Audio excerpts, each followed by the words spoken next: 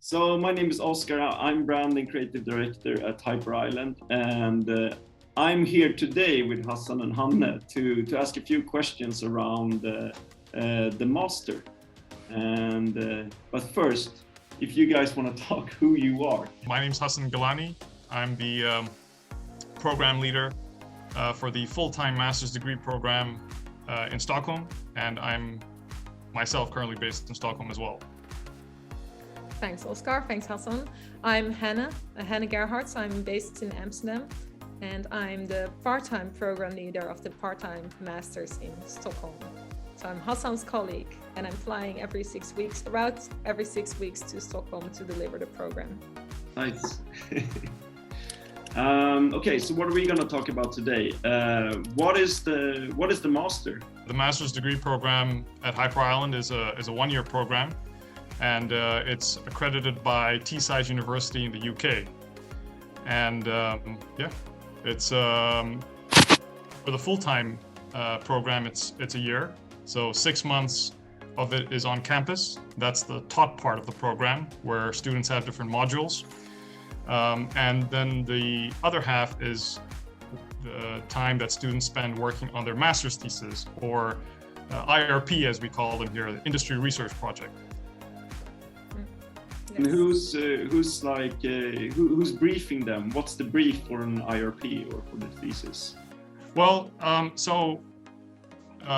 in the modules that the students have during the taught part of the program, those are briefs provided by real clients from industry, and those briefs are related to, well, the module at hand.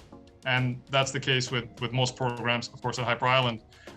When it comes to the IRP, that is really the students have autonomy in what direction they want to take. And it's really the topic they choose, the area they dive into. It's really stems from what they're interested in and what they hammer out in terms of details with their supervisors. Nice. And we'll jump into the modules in a bit, but perhaps first, Hanne, do you want to talk a bit about who's the master for? Like, who should apply for it? Who is the typical student? Yeah, good question. I exchanged thoughts with Hassan about that this morning. And I think first word that came to mind is like change makers.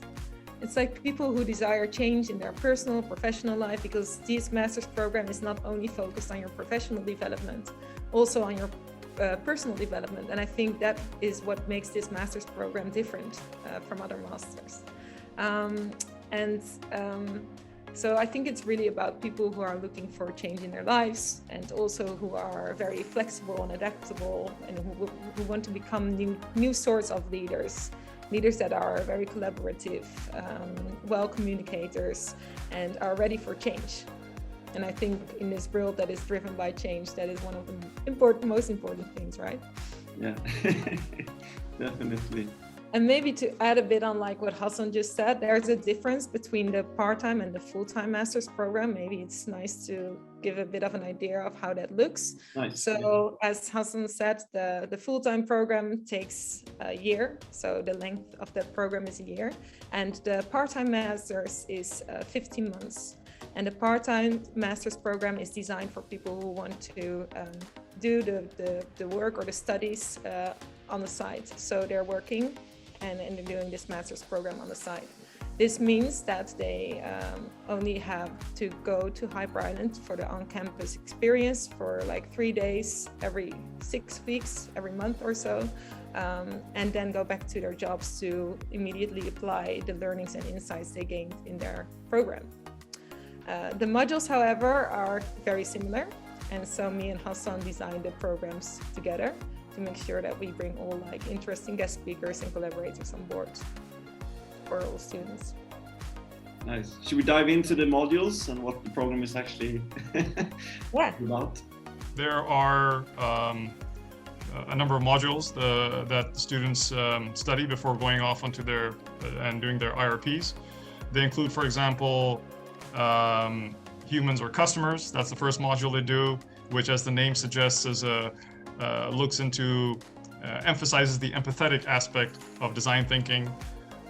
That's followed by intelligent machines, which looks into how areas like artificial intelligence and machine learning can best be utilized. Then we have, of course, business transformation and innovation, which looks into how organizations need to adapt in this age we live in. There is agile making and prototyping, future scenarios, and of course, called Power of Networks, which really looks into the pattern of the digital revolution. The main idea with these modules is that they all build on each other, so that you'll find elements carrying on to other modules. And the idea is that by the time the students have completed the top part of their program and are about to go off on their IRP journeys, they have a well-rounded picture of the digital age we live in, the different perspectives of this, the times we live in. What I can add on that to that is to give you an example of how that builds on to each other. The humans or customers module is very much focused, as Hassan said, about are we designing for humans or customers? Empathy is a big part there. And they're taking that mindset that they get to know, get a better understanding of doing that module to their next module. And humans or customers, students get introduced to design thinking tools. Maybe they're already familiar with it. They get different perspectives on things. And so they, some of them choose to, for example, use these tools in the intelligent machines module to work with that. And then the business transformation and innovation module, there's also a lot of technology involved. And so all the knowledge that they gained in that module, they can take with them in business transformation and innovation and work with that. My students have just finished the intelligent machines module, and to give you an example of collaborators they got in that module is, for example, they got a speaker focused on artificial intelligence. They got a speaker focused on prototyping. And so there's a very diverse group of speakers coming in. That's what our role is to bring those people in so that, they get as much different perspectives as possible to work with. Perhaps you want to explain a bit more about what that is, what the methodology and how that differs from other institutions or education providers. What makes Hyper Island stand out? Mm-hmm. Sure. An important aspect of education at Hyper Island is learning by doing, or experience-based learning. And so, for example, in the master's degree program, because it's a master's degree program, there is, of course, an assessment that takes place. However, it's essentially a combination of Hyper Island's experience-based learning methodology together with academic research. And so, as we mentioned a bit earlier, that in each module, students work on a real-life project provided by a company. And their experience of doing that forms the basis of their primary research, which then combined with their secondary research, they produce research activities, which are graded. So yeah, this is as you mentioned, Oscar, it's learning by doing is a very important aspect of education at Hyper Island. Yeah. Yeah, and as you said, it's at the core of what Hyper Island does. It forms a sort of red thread throughout the program. So a very important aspect of this master's program is the start, which is called Way Week. And in this Way Week, students get familiar with all the tools and methods that we use, that we provide to enable them to work together in teams, to work on those projects, and to learn about themselves and others. And so these tools, they carry them with them and build on them throughout their course, and taking them with them, of course, when they go back to their jobs, or apply them immediately in their jobs when they're doing the part-time masters. Where do they usually land, the students? When they've studied the master, where do they usually go to work? Really, because it's such a well-rounded education, the digital management program, they can really find roles, different types of roles in different industries, whether it's product manager, product owner, UX designers, creative managers, project managers. anything that involves some aspect of management with some aspect of digital, they can find some kind of role in. So a very broad area of possibilities for students to graduate from this program. And I think one of the reasons that is because the clients that work with us, we try to bring in and onboard clients really from different types of industries and of different sizes. So for example, some of the clients that have already worked with our current cohort of students include large digital consulting companies like Publicis Sapient, companies like Akademiska Hus, which is one of Sweden's largest real estate companies. Just before the winter break, my students worked with a brief provided by House of Dagmar, which is one of the top fashion brands based in Stockholm.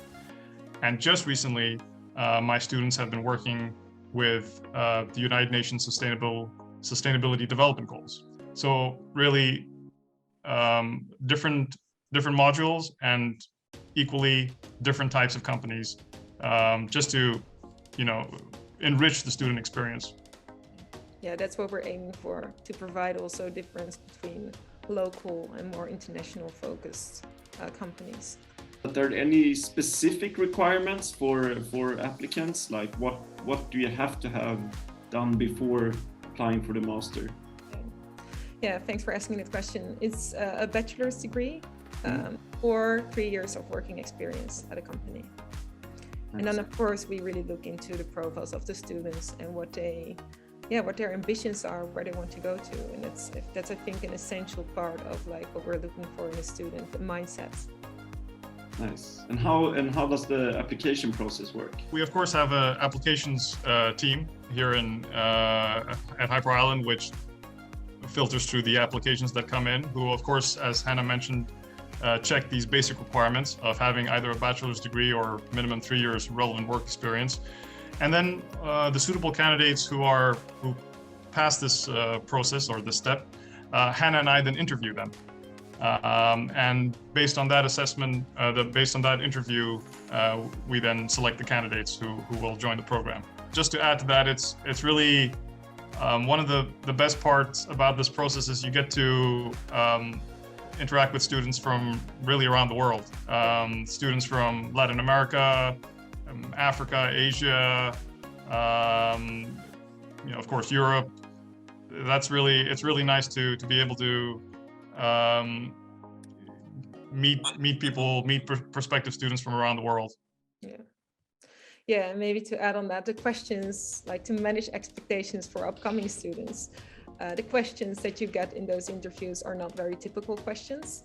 They're not like the questions maybe you would expect from an application interview. And that is because we really want to get to know you as a student. We really want to get to know who are you, what drives you, and so I really enjoy those interviews. Like Hassan said, you get to know so many different people globally. Is there anything like you can think of that we haven't really? Well, maybe we can share a bit about our roles as program leaders. Yeah. I already shared a bit like what me and Hassan do as like very close colleagues, because we're the program leaders of the Masters in Stockholm. We design the program, and this means that we bring all collaborators on board and experts, which we call industry leaders, to enhance the learning experience of the students. And so for every module, for example, the first module was humans or customers, we are reviewing the learning outcomes. The learning outcomes change over time because, of course, times change, and so we have to adjust the learning outcomes to these changing times. First, the humans or customers module was called design thinking, and now it's called humans or customers. Okay, and so this is what we do. We really deep dive into that module, and then we look for the right players to bring on board to enhance the learning experience for the students and to help them, to support them in responding to those learning outcomes. So that first starts with an industry leader, and that is sort of the expert in the field who will lead the students through the module and will answer all the questions or not. They will ask the students questions to enhance their, to stimulate their critical mindset and to get started thinking about things. But this person is an expert in the field of the specific industry. And then together with that industry leader, we closely collaborate to find the right guest speakers, bringing in different perspectives. And then we have a client, and this client provides a brief to the students to work on in their teams. And yeah, I think, am I missing out on something, Hassan, here? No, I think you said that very well. One thing to add is, as we mentioned earlier, each of the modules have different learning outcomes, and of course the experience is unique with each module for each student. One thing that is common for one thing that doesn't change for all the modules is that students end up in new teams each time. And therefore, this aspect of team dynamics is a very important pillar of education that is provided at Hyper Island. And as program leaders, being able to provide the tools, being able to provide some of the research-based theory related to teams, that also is an important aspect of our roles as program leaders. Yeah. And what this looks like is that we also provide or facilitate sessions to students related to how do you give each other feedback, how do you reflect on things, how do you check in with each other, how do you design rituals that work well for your team. And so we provide sessions called point of departures and team development sessions and team termination to really guide the groups along the way in their teamwork. And one thing when you mention rituals and tools that we use at Hyper Island, I know, and you know that we use feedback a lot. Yeah. Can you talk a bit about that? Because I think like feedback can have a kind of a negative connotation sometimes if you haven't been to Hyper Island. But if you could elaborate a bit about how we use feedback as a tool here. Yeah, and feedback is a gift. Do you want to elaborate on that, Hassan? Sure. No, absolutely. Feedback is treated as a gift at Hyper Island. In fact, some of the theories we have about how to give feedback have a little present on pictured on the pages. Really, feedback is very important, and how that feedback is given is equally important. Because as you said, Oscar, you're right. Feedback does tend to have a negative connotation. However, depending on how you frame it and how you present it, it is for the benefit of the team, the benefit of that individual, and it allows that person to enlarge their or have an understanding of what their blind areas, their blind spots, which overall has a positive impact on the team itself. That is why, of course, we over the course of this program, we give we draw up theories about feedback, about how reflection can be done. And generally speaking, in the modules, halfway through, we have something called a TDS, which is a team development session, just a sort of a midpoint charge for teams that have been working on a particular project. And then at the end of the project, we have a wrap-up session, so to reflect over the whole journey that took place. So yeah, feedback and reflection are very important part of team dynamics. Yeah, maybe to build on that, as Hassan said, we provide a framework and a way to deliver feedback, and then we also encourage students themselves to explore, like, what are ways to give feedback, right? And a very important module that is going across some other modules in this master's program is called Leading Teams. And this is, we want to really stimulate the critical mindset of the students, letting them think about everything that we provide or everything that collaborators or speakers share in these sessions. We want to invite them to critically think about things and to create their own perspectives. And that also is really about encouraging self-leadership. What do you want in your team? Are you maybe at one point ready to facilitate your own team development session? We maybe provide it in the beginning to get them a feeling and an understanding of what it is and why we're doing it, most important thing. And then also along the way, I as a program leader want to encourage more self-leadership and let them do things themselves. Maybe we can share a bit about the types of students and maybe like yeah, that's nice.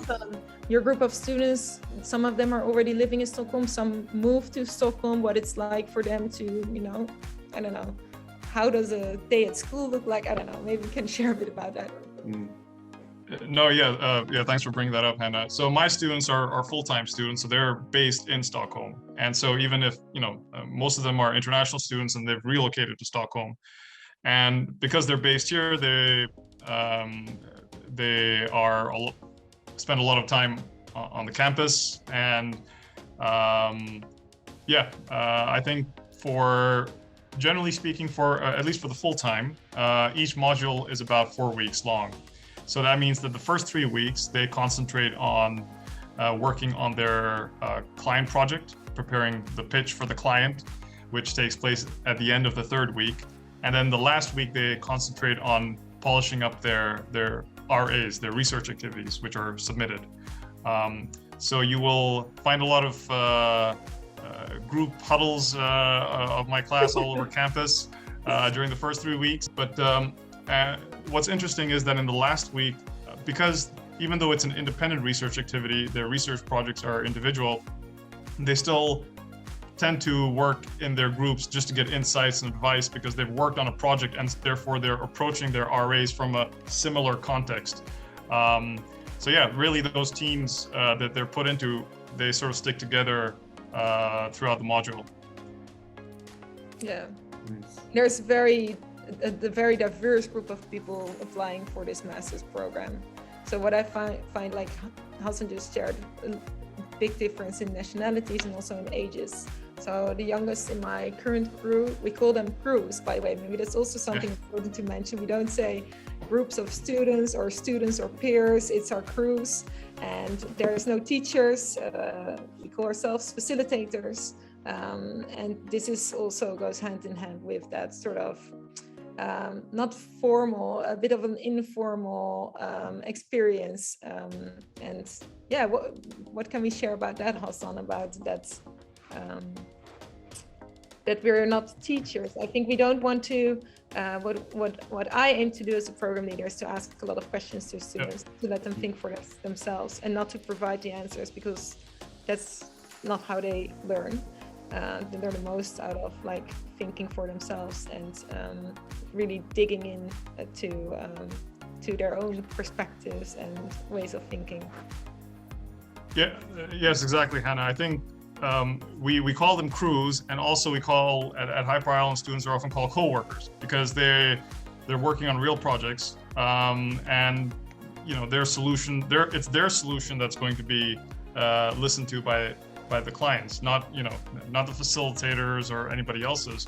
And yeah, as I think the facilitator, I think the name says it all. We're there to provide an environment where they can best function as a team and produce the best results that they can come up with together as a team. Yeah. And tapping into the different nationalities where I was just talking about, my group has an age difference from 30 to 46 years old. And I've got people in my crew who have been like a CEO of a company who are still doing that job. I have people with families, I have people without families, I have people coming from New York to Stockholm. I have people coming from Slovenia. I have people coming from Germany. There's more people flying in like me every 6 weeks to meet each other there. And there's also people living in Stockholm. So it's a very diverse group of people with very different backgrounds. And so the group experience and the working in groups, as Hassan shared before, it's a big part of learning, because you really learn together all those different perspectives, really enrich the learning experience and the way they provide solutions to clients. And they're of course bringing all their own backgrounds and expertise in coming from different work fields. So I think that's a very important asset of this master program. And it also bridges the gap between student life and work life. And I think this is what High Power Island does really well in this master's program. It's like, when I was a student after my bachelor's degree, it was completely new going into the work life. Like putting everything into practice. And I only had this theoretical background and I didn't know really where to start. And this program, being able to work on real life briefs, it really gives you a sort of idea of what it looks like in real life working for clients, because students also really have to communicate with clients in between. We call them midterm client check-ins. They have to reach out to the client, share their solutions, where they're at, and discuss it. And that's I think bridging the gap between work life or student life and work life. If you were looking for a master and as a potential student, what's a question you think you might ask yourself? I think looking at my current cohort of students, I remember initially during the Way Week and the Foundation Weeks, one could get a sense that some students may have felt that they were perhaps a little bit more academically inclined.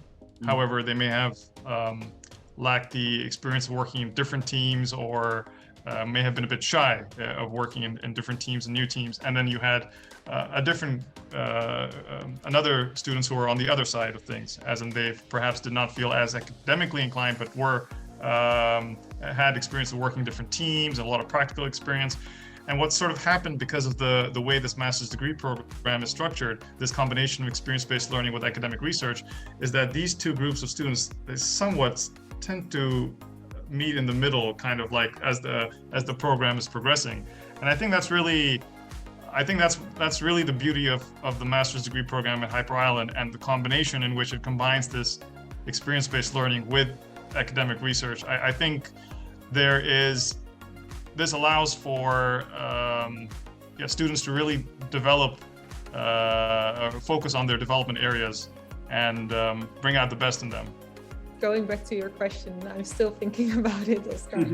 I think I would have looked for a master that is designed in a way that I can use it forever. I'm able to use that experience forever. And I think this master's program is, so it's not, you're learning something, you can throw away the knowledge within a few years because things have changed. It's about learning, and I think I've done the master's program myself. So I did my bachelor's, I worked for years as a PR consultant. And then I was like, I need some sort of change in my professional career. So I'm applying for this master's program. I did the full-time master's program in Manchester because they also provide the master's in the UK. And I think everything that I've learned in that master's, I'm still using it till today. It's because learning those tools and how to go about things, and that mindset, and being adaptable and being flexible, and growing your leadership skills, working in different teams, I think, and embracing different perspectives, getting to learn a lot about yourself. It's a huge part of the master's program. And so I think that is what I would look for in a master's right now, or in like an education, is that it will always be helpful for me in the future. I will always be able to make use of it in the future. Thank you both.